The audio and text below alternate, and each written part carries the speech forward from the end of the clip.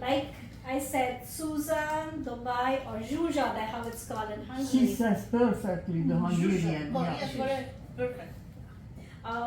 Luckily, after I gave my lecture series at the Hungarian Center in Delhi, I was invited to attend the 52nd Artist Colony Residency in Haidu area. I don't know how to pronounce that now. Hajdu Szoboszló or something. Hajdu Beszörmény, Hajdu Oh, Beszörmény. Beszörmény? Yeah, I'm from Dobay. there. Széli, hát tell them. Yes, yes. That's So over there, I was. My grandma was in Hajdu Beszörmény, and I every summer as a child went over there. Yeah, so I was there in the one summer, and then I really enjoyed and explored Hungary as a country, and it was really fun. And like for me, art is something more than just colors and words. So I've been practicing art and poetry for the past more than a decade now, where I write my poetry and I also paint. So it's either ways. And my motto has been that I want to color the whole world with my art. And I want my life to be yours. So the whole world should be a colorful place, full of positive energy and receptive and of acceptance. Like, it is an opportunity for me when Zsuzsa has given me through this and a wonderful gathering to have you all poets. I write a bit, I do scribble, because basically I have been a professor in English in India, and professionally I was a professor before I gave up that job and became an artist, a full-time artist. So my love for words and my love for colors both go hand in hand. And I would just like to tell you a part of us as a whole, how we are. And coming from a land of spiritualism, where we have practiced peace and calm and self-awareness of our existence. What is our existence? It is our spirituality, it is our self-awareness. So this series have been titled Soulscapes, and I say it's a journey from a birth till a rebirth. So it is that whole cycle. So when we say that it's a soul, we actually, before that I start, let me just quote my own words, that every fact has a beginning. Every fact evolving from fear and traveling to joy.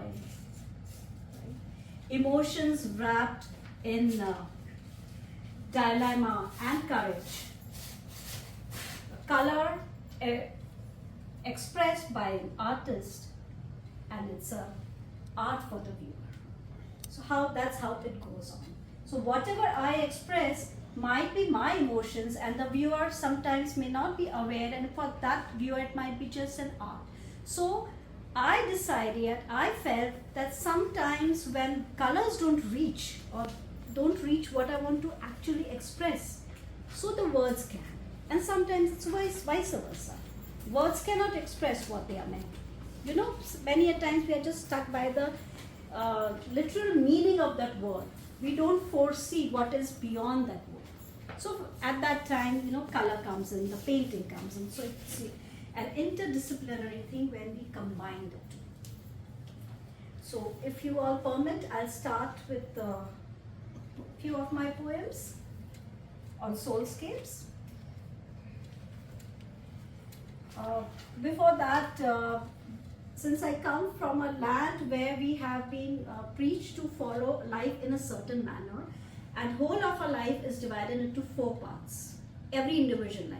The life as a childhood till you gain adulthood, then your whole adulthood life till you reach old age, that is the brahmacharya, the grahastha ashram, and then comes your vanaprastha ashram. That means when you attain your certain age, say 50s, 60s, you need to, I was just trying to recollect my own age.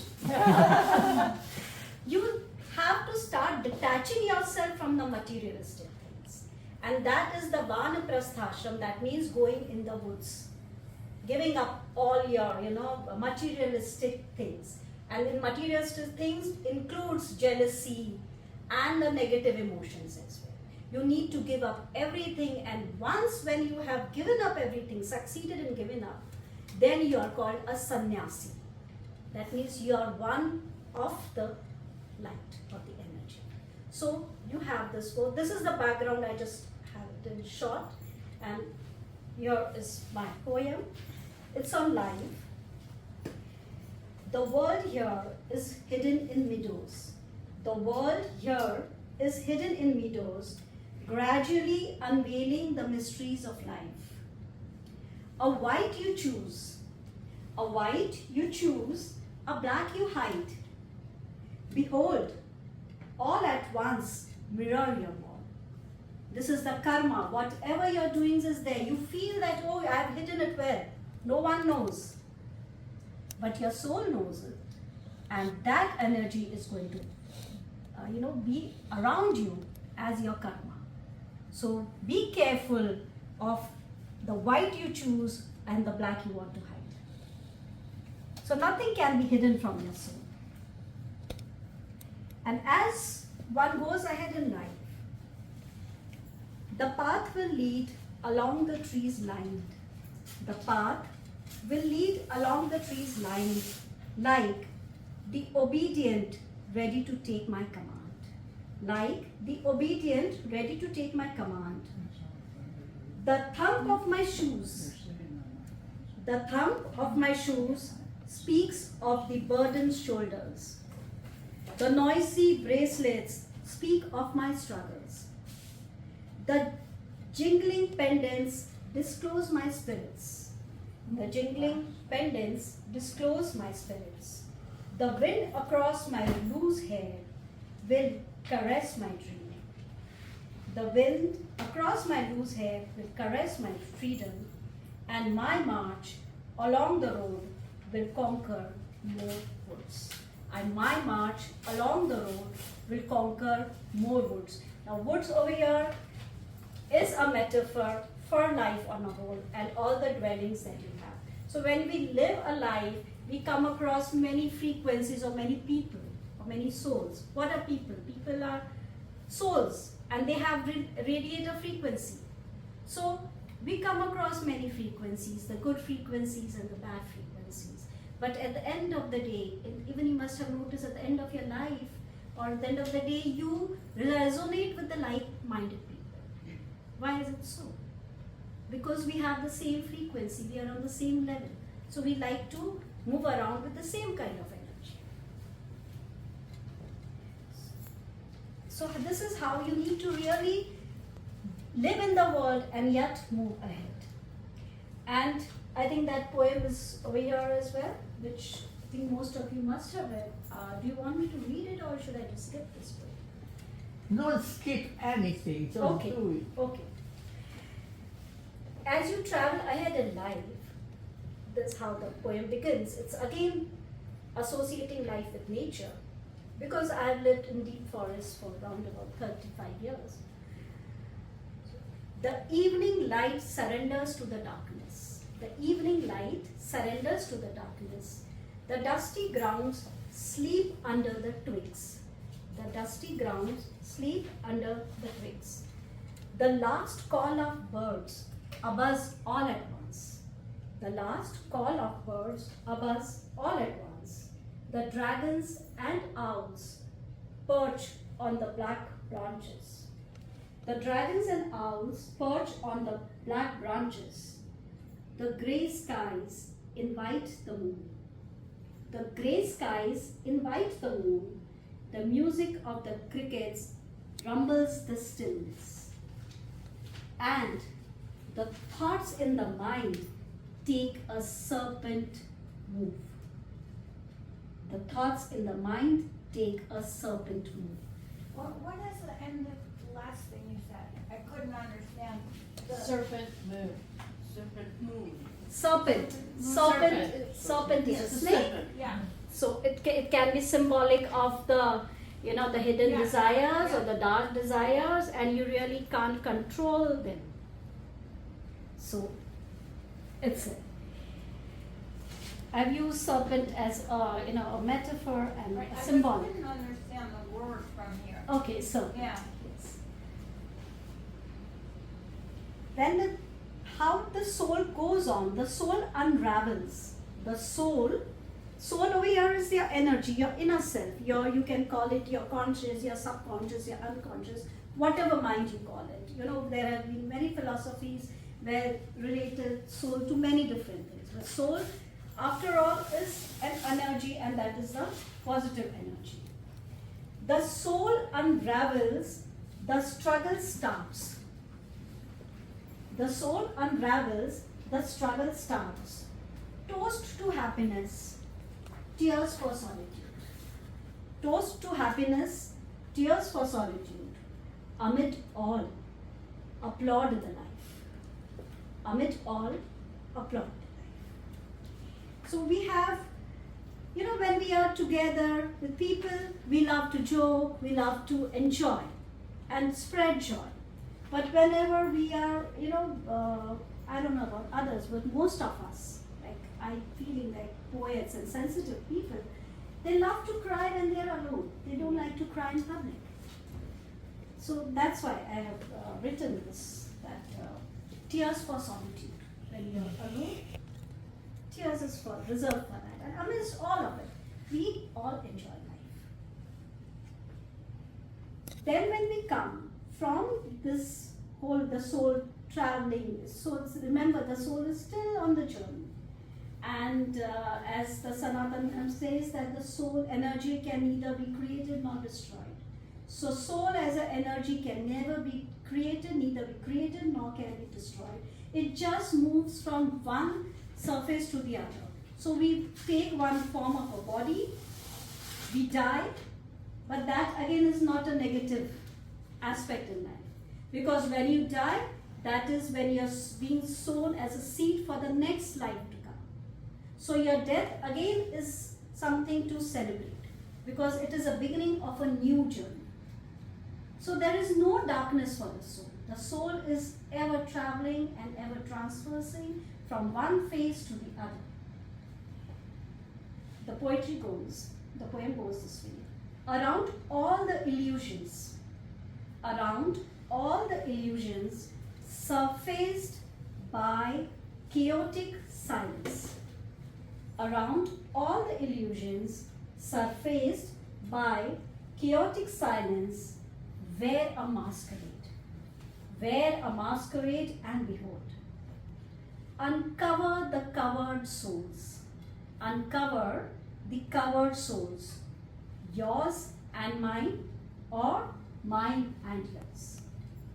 So this is how we all live. Each one of us has a soul. And we pretend we want to put some face on ourselves and we want to live a life. And when we find someone, we truly connect with someone, we can feel that essence of that soul. We can feel the emotions. If I may appear to be happy, but deep down something might be troubling me. So it's that. And life is not a joke. Because see, the more we paint life, I think most of the artists who paint or do some sort of faces the canvas has. The more blank spaces the canvas has, told, retold, untold. Told, retold, untold. The passages of time lived and escaped. The passages of time lived and escaped. The whites have permanently encrypted. The whites have permanently encrypted unending messages on the soul. Unending messages on the soul. And when the poem reads, the body drifts on the oceans of life. The body drifts on the oceans of life. Thirsty soul drinks through poisons and nectar. Thirsty soul drinks through poisons and nectar, and winged desires relentlessly dive for more. The winged desires relentlessly dive for more. The aqua calmness entangles the still waves. The aqua kindness entangles the still waves.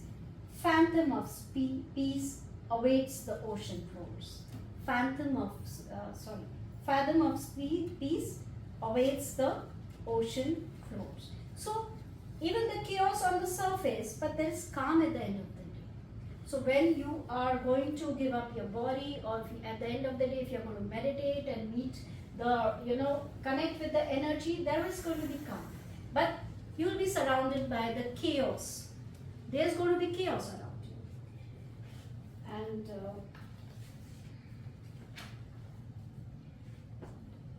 another one, as you move ahead, time unfolds the illusion, because after living all these years, you realize that, oh, that was something I should have not reacted upon. There are many phases in life when you really feel that I should have been, going along with the flow of energy, the flow of life. I shouldn't have resisted things. So, time unfolds the illusion. Nothing more bigger. The world is bigger than the time.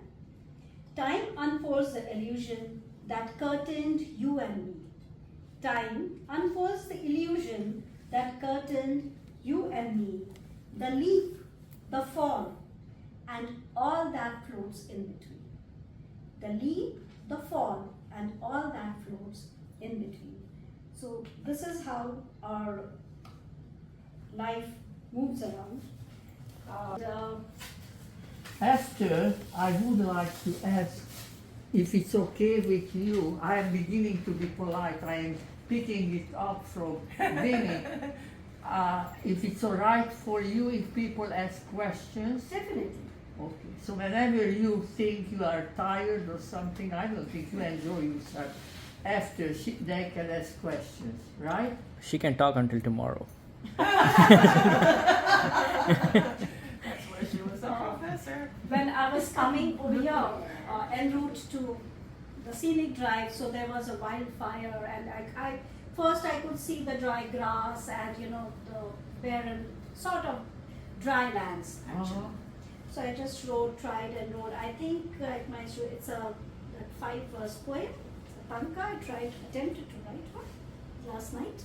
Really? Warm winds blow across summers. Warm winds blow across summers, shedding the moss of the tree barks. Shedding the moss of the tree barks, coloring along the dried parts. Coloring along the dried parts, filling up more hope for all souls. Filling up more hope for all souls, and unveiling life with more further hopes. And unveiling life with more future hopes. I don't know how good I am at it. It was my first attempt to write tanka. There's a poem I would just love to read, and it just tells you about a day in my life. So how it was, living in the interior, in the woods, and I'm sorry, slow down. Repeat it again. Sometimes you write off the words, so please. Okay. This poem, In My Solitude, it's titled, and it actually encompasses my life as I lived alone in the forest since when he worked as a forester officer, and he would be out in the field looking after the forest. How romantic. Now comes the juicy stuff. Let's see what happens in the forest. I was all alone in the spacious thing, all by myself, looking at the road, trying to stand at the gate and look around what I could see. So it's titled In My Solitude. In my solitude, I stand behind the iron gate, gazing at the road. I stand behind the iron gate, gazing at the road. Watch the uniformed children drag their weights to school. Watch the uniformed children drag their weights to school. Watch men and women rush to the office for work. Watch men and women rush to the office for work. Watch the roads, now barren and quiet. Watch the roads, now barren and quiet. Watch the stray dogs lazily sleep on the tar roads. Now, this is an Indian context. We have lots of stray dogs on the streets, and the roads, most of the roads are made of tar. So, watch the stray dogs lazily sleep on the tar roads. I move my gaze from the road to the garden. I move my gaze from the road to the garden. Watch the shades of flowers change. Watch the shades of flowers change. Watch the bee catchers take their flight. Watch the sunbirds and butterflies move flower to flower and soak full of nectar. Move flower to flower and soak full of nectar. Watch the birds fight for nesting twigs. Watch the birds fight for nesting twigs. Watch the leaves float on the winter winds. Watch the leaves float on the winter winds.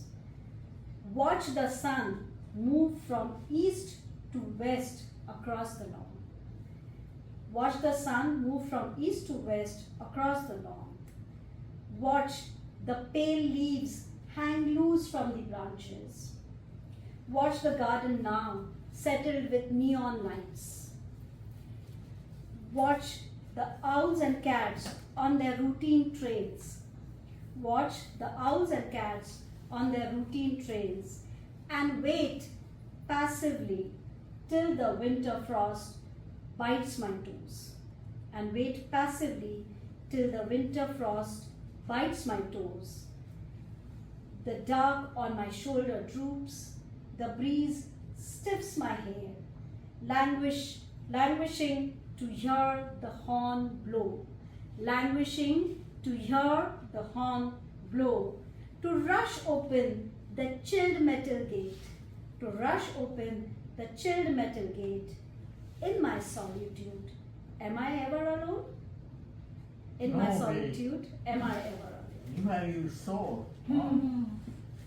And there's so much around you that is happening. It's only that we have no time to watch them. This is what is this life full of care. We have no time to stand and stay. May I have a question? Yes, please. When you describe it, that what you watch and you were even the leaves and every little nuance, is it something like the creative process of the whole universe? Yes, yes. Over here, my solitude and my waiting and my standing, like I have just seen off someone, I'm still there closing the gate, watching people move around, that's all the case. Then there is a barren land, there's no one. We have this emptiness. We don't have the first of all fathom for our children, for our family, and then we have this emptiness. Then that's the time we should look around ourselves, our surroundings, and learn from them how the life goes from one horizon to the other and explore more. And over here, the chill gate can be suggestive of death as well. So Anybody else have questions? I do. Okay. I'm wondering which one comes first sometimes. Do you paint a painting and then you inspired and write a poem, or vice versa, or it's intermittently, you do this and that? Most of the times it is intermittent, and suddenly how it happens with poets. You're taking a shower and suddenly two lines just pop up, just thought pops up, and you feel like, oh, I should go down and write them down. So before I forget them, or maybe. And sometimes it happens you're in your studio doing something and you feel, oh, I need to paint this. Mm-hmm. And while you're painting, and like how I usually have, I count painting as a meditative process. So I start with a meditation before I paint. So over there, then whatever thoughts are there, like I said, what is told, what is retold, and what is untold. Like, forgetting is something very difficult. Unlearning is very difficult. So it goes both go hand in hand. I have a In your definition, what is the difference between prayer and meditation? Prayer over here, I can say one thing, that when we meditate thinking of connecting our soul, that energy, the positive energy to the upper energy. And what is the source of energy for earth? That's the sun. That's the full form of energy, the whole lot of energy. So connecting that way. And when we say prayer, again over there we are trying to connect our soul with the supreme soul that is also a part of the sun. So it's okay, guys, remember. I was smart because I practice both. I So like me, both. meditation is coming directly, going directly, and I sometimes didn't know it exactly, happens, but I yes. figured, whoever reaches it is fine. It is fine. As long as, and that is one of the reasons why we have most of our religious leaders and everyone wearing a, halo. That is the positive energy. That is the energy that is I can surrounds. see around you. We all have. I We mean, do? science has predicted when they have this. One minute, you're here. Just be You happy. can You're a good actor. involve No, all no. of them, the whole thing. You're a good actress. Who? You. This Oh. is how I'm going to Get doing This is how many years we are having together and you never discovered me. That's Italian. There is Broadway waiting and here we are. in broad daylight. But my soul is going to travel. I You learned have the today. magic carpet now. You have the So what do we magic do carpet. now? No, you just keep standing over there. That was the whole Yeah. thing. You should Yeah, have told me. that's all. I asked you, don't worry. No, you don't keep be scared. standing because you Yeah, told yeah, me yeah. that And has just to keep- be introduced.